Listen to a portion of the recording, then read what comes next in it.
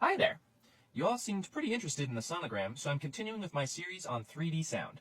So, from the last video, we remember that any mono sound can be represented in 3 dimensions: frequency, amplitude, and time. Today, we're just going to be talking about the dimension of frequency. So for the sake of this video, we're going to think of sound in 2 categories: cyclic tones and noise. Now I'm using noise as a blanket term for anything that can't have its frequency precisely measured. This is white noise, and it's called so because just like white light, it's made up of all frequencies, and that's why on the sonogram, it looks just kind of like an even coat of paint. Noise is useful in music for things like percussion and effects, but on its own, it doesn't really sound like music. That is where cyclic tones come in.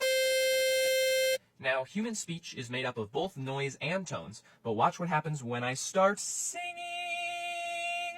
Horizontal lines appear and they remain where they are until I change the pitch of the note that I'm singing.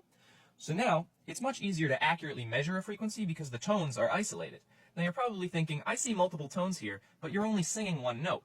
Now these are called harmonics, or overtones, and that's a topic for another video. But for today, all you need to know is that the very bottom tone is called the fundamental frequency, and the overtones are there because my voice is a complex tone. The opposite of a complex tone is a sine wave. So that's what we'll look at here. Now, because sine waves are the simplest of tones, all we get is a singular tone right at the fundamental frequency. Which of course makes this incredibly easy to measure accurately what that frequency is because there's only one frequency there. So how do we measure frequency? The unit is called hertz, and it represents the number of wave cycles that happen per second. So the higher the hertz, the higher the pitch.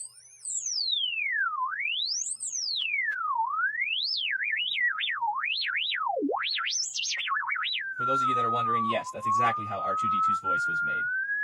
The range of human hearing is approximately 20 hertz, all the way up to 20 kilohertz, or 20,000 hertz, which covers about 10 octaves of sound.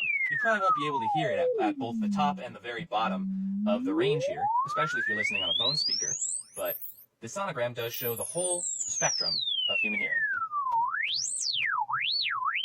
Thank you for watching. I hope you'll stay tuned for parts 3 and 4 on amplitude and time.